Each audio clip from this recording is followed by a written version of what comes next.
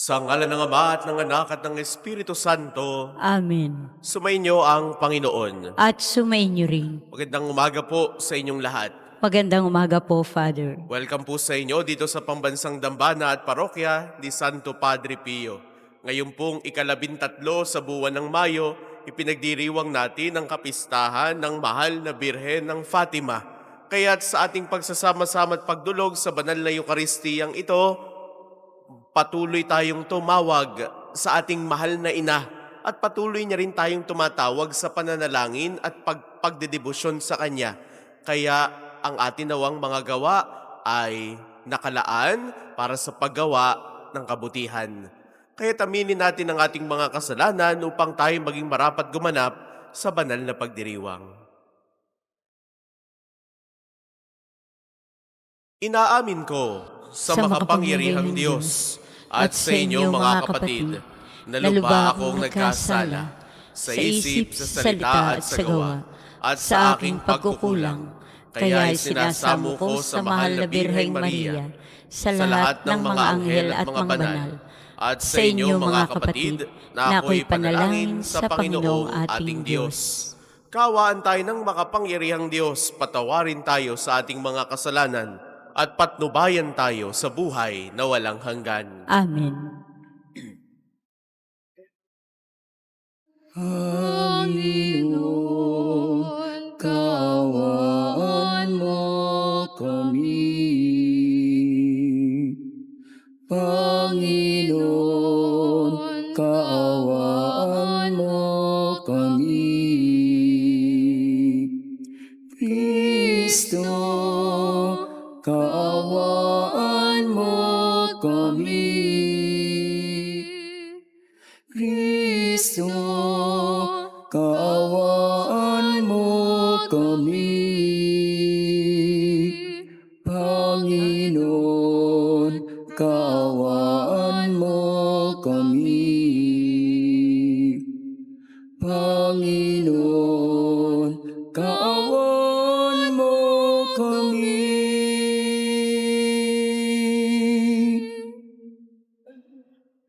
Manalangin tayo. Ama naming makapangyarihan, patawarin mo ang aming mga utang, sapagkat kami hindi makababayad ng lubusan. Kaya't pakaligtas nawa kaming tanan, pakundangan sa pagdalangin ng mahal na Birheng Ina ng Diyos para sa aming kabutihan. Sa pamamagitan ni Hesus Kristo, kasama ng Espiritu Santo, magpasawalang hanggan. Amen.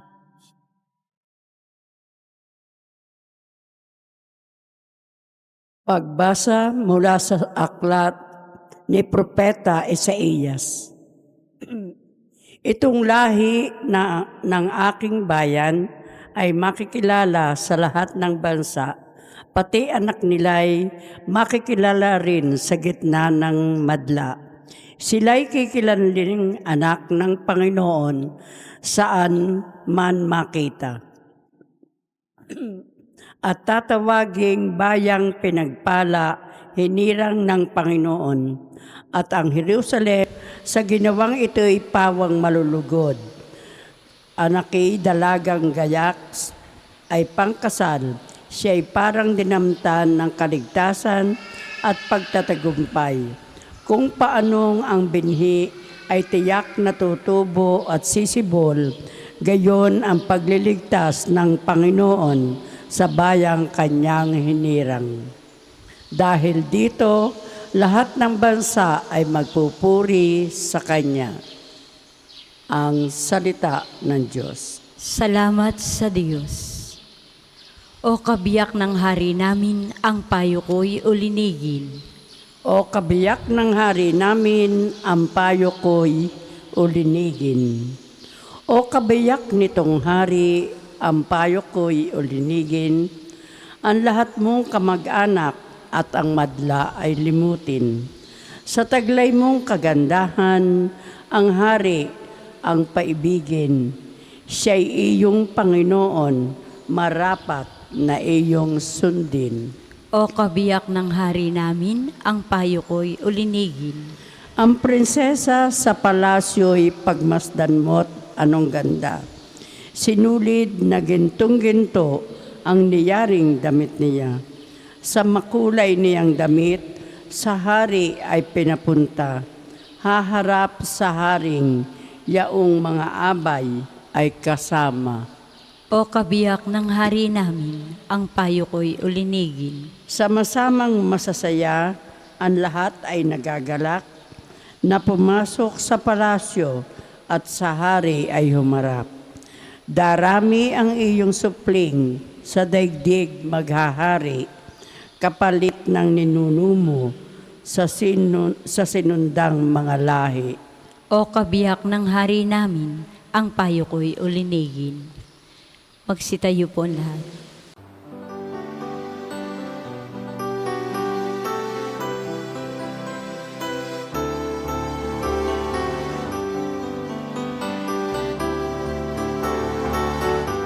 Hallelujah, hallelujah, hallelujah,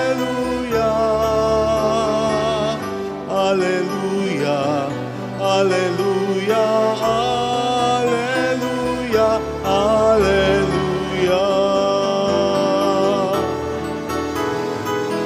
Hallelujah, hallelujah, hallelujah. Hallelujah, hallelujah, hallelujah, hallelujah.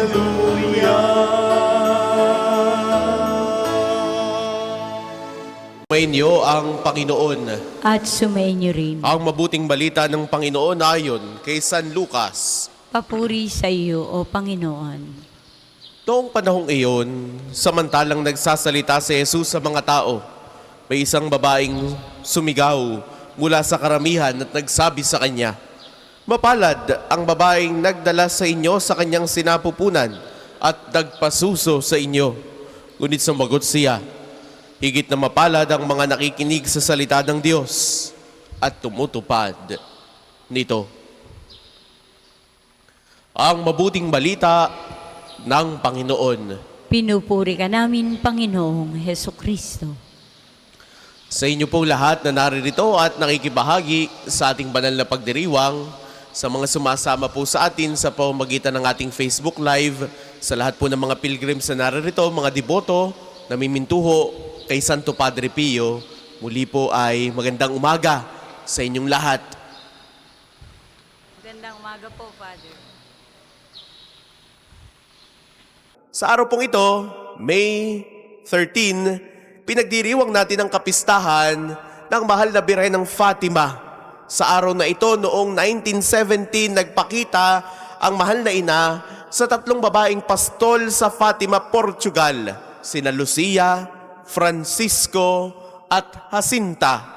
Ang kanyang mensahe malinaw, pananalangin, pagbabalik loob, at kapayapaan. Ang ating ebanghelyo na napakinggan kanina, maaring maiksi, no? Ay tila may kababaan ng loob na paalala mula sa ating Panginoong Hesus. May babaeng humanga sa kanya at sa kanyang ina. Ano ang sabi? "Mapalad ang babaeng nagdala sa inyo at sa kanyang sinapupunan at nagpasuso sa inyo." Ngunit ang tugon ni Jesus ay mas pinalawak ang pangunawa. Ang tunay na pagpapala ay nasa taong nakikinig at tumutupad sa salita ng Diyos. Ito ang larawan ng mahal na Birhen ng Fatima, isang inang na hindi lang pinili ng Diyos upang dalhin sa sinapupunan ng kanyang anak, kundi isang babaeng tunay na nakinig, nagbulay at tumalima sa kalooban ng Diyos. Sa kanyang mga pagpapakita sa Fatima, inulit ng mahal na ina ang panawagan ni Jesus. Magsisi sa kasalanan, manalangin ang rosaryo, at ialay ang sakripisyo para sa mga makasalanan, at gayon din ang ibigin ng Diyos ng buo nating puso. 3 punto ng pagninilay para sa umagang ito. Una, pananalangin at rosaryo. Ang rosaryo ay hindi lamang po ito paulit-ulit na dasal. Ito ay isang meditasyon sa buhay ni Kristo kasama ni Maria sa Fatima. paulit-ulit na hiniling ng mahal na ina, ipanalangin o magdasal kayo ng Santo Rosario araw-araw. Sa panahon ngayon na puno ng gulo, alalahanin natin na ang rosaryo ay sandata ng kapayapaan. Ikalawa, pagbabalik loob at pagsisisi. Hinihimok tayo ng mahal na birhen na magsisi at magbalik loob sa Diyos. Hindi sapat yung panlabas na kabanalan na nakapunta ka ng simbahan, nakaluhod ka, nagdasal ka, okay na. No, hindi ito sapat. Kailangan mayroong bunga ito. May pagbabago ng puso. Tayo ba? Tapat ba tayong nagsisisi sa ating mga kasalanan? Tayo ba'y lumalapit sa Diyos sa sakramento ng kumpisal? Dito tayo inaanyayahan ni Jesus para sa araw na ito. Pagbabalik loob at pagsisisi. Kahuli-hulihan, ikatlong bagay, pag-aalay para sa iba. Ang mga batang visyonaryo ay tinuruan ni Maria na ialay ang kanilang mga paghihirap para sa mga makasalanan. Sa paanyaya rin ito sa atin na ialay ang ating mga sakripisyo.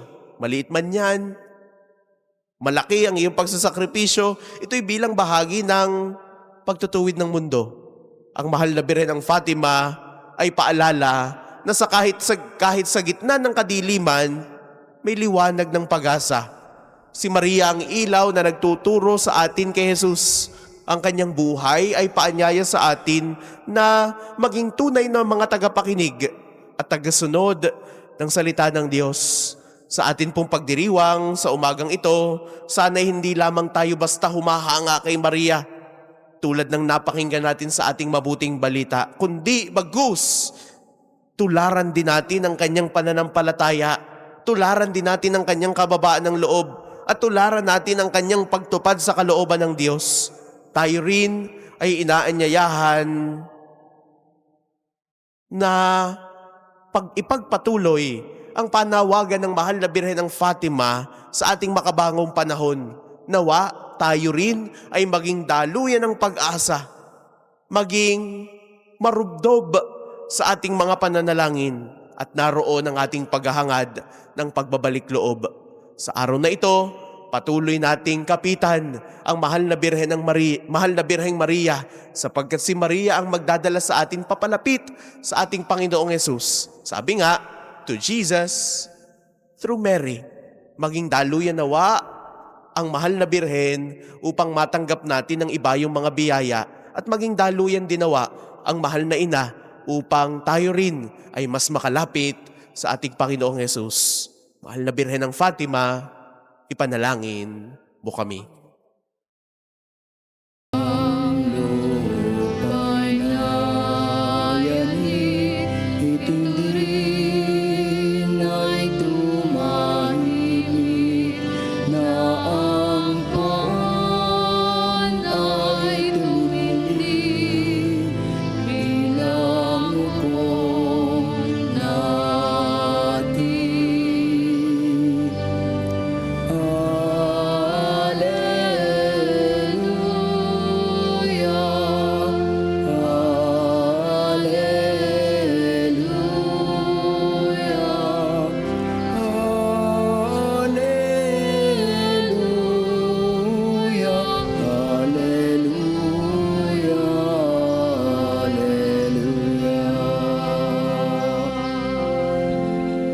Magsitayo po lahat. Manalangin kayo mga kapatid upang ang paghahain natin ay kalugdan ng Diyos sa mga makapangyarihan.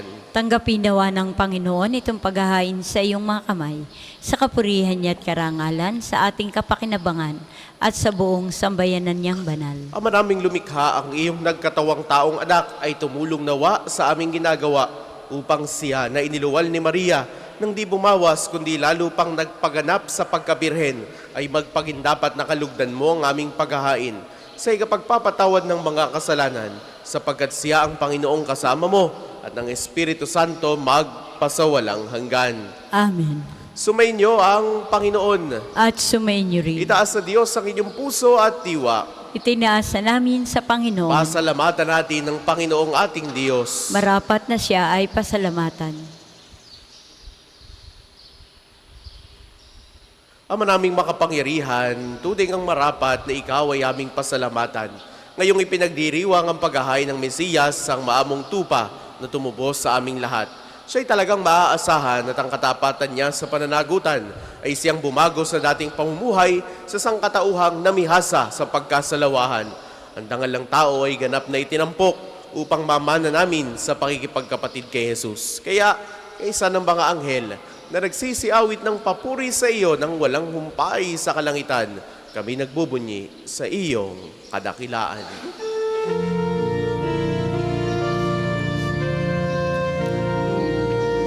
Santo, Santo, Santo, Panginoong Diyos ng mga hukbo, napupuno ang langit at lupa ng kadakilan mo.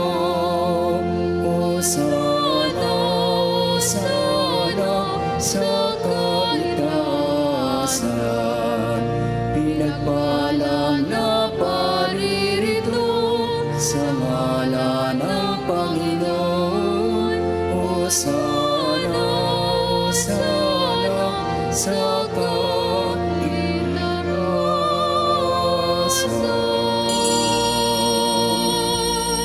Kung hindi kayang lumuhod, ay manatiling nakatayo ng may paggalang. Ama naming banal, ikaw ang bukal ng tanang kabanalan. Kaya't sa pamamagitan ng iyong Espiritu, gawin mong banal ang mga kaloob na ito upang para sa amin maging katawan at dugo ng aming Panginoong Jesucristo. Bago niya, pinagtiis ang kusang loob na maging handog. Hinawakan niya ang tinapay. Pinasalamatan kaniya. Pinagati-hati niya iyon, iniabot sa kanyang mga alagad at sinabi, "Tanggapin ninyong lahat ito at kanin. Ito ang aking katawan na iahandog para sa inyo."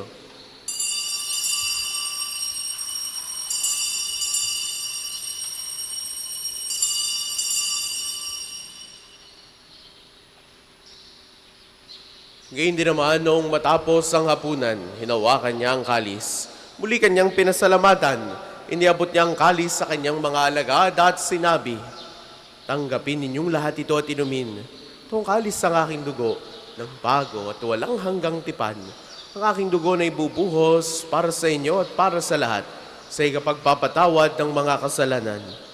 Gawin ninyo ito sa pag-alala sa akin."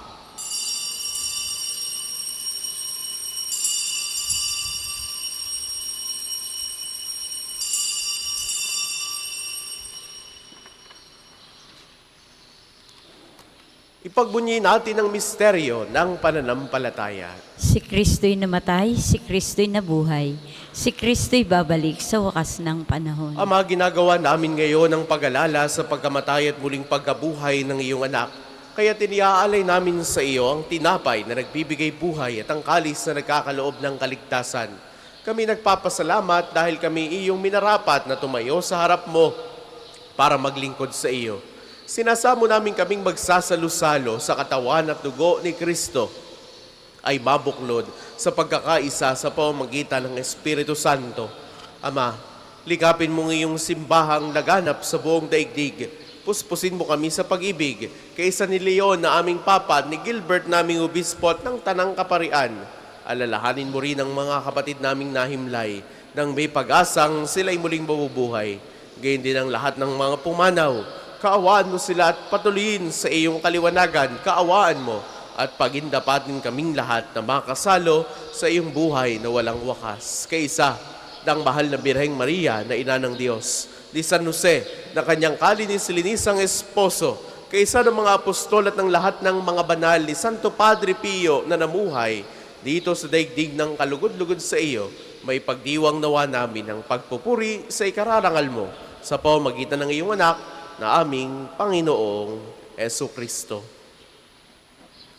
Sa pamamagitan ni Kristo, kasama niya at sa Kanya ang lahat ng parangal at papuri ay sa iyo, Diyos amang makapangyarihan, kasama ng Espiritu Santo, magpasawalang hanggan. Amen,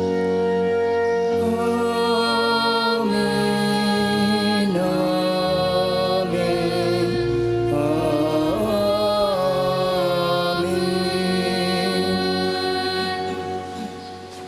Sa Sa tagubili ng mga nakagagaling na utos at turo ni Jesus sa Panginoon natin at Diyos, ipahayag natin ng lakas loob.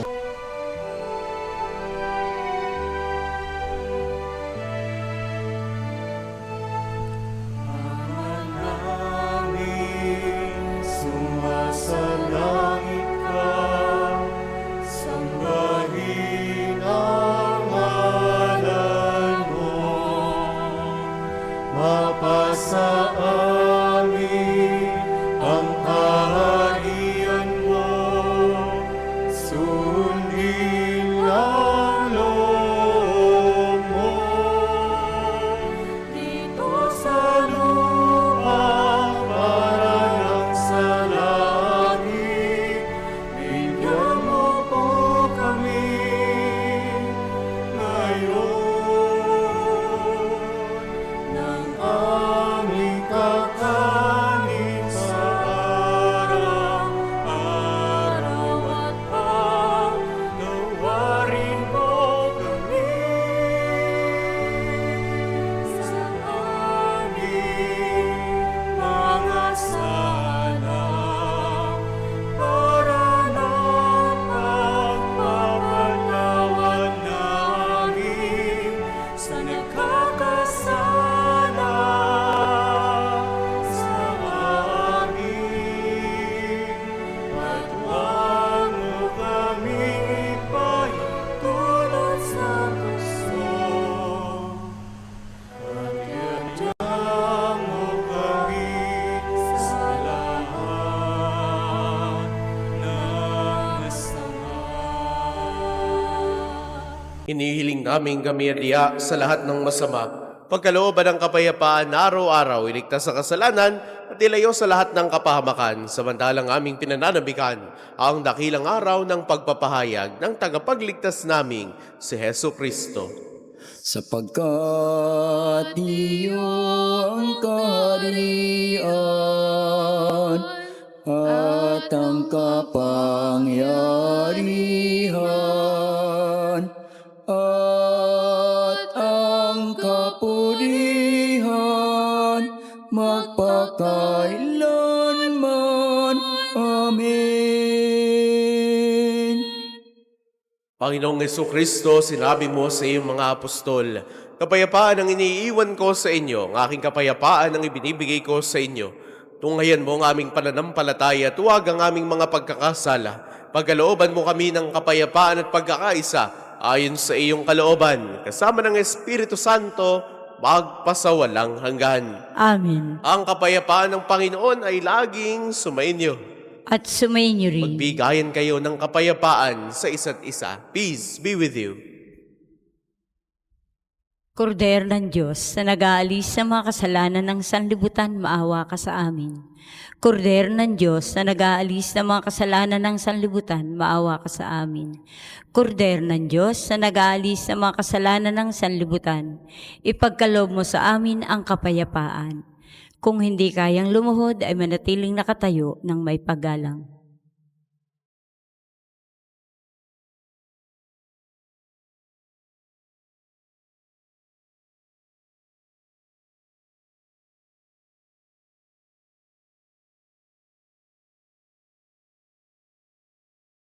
Ito ang kordero ng Diyos.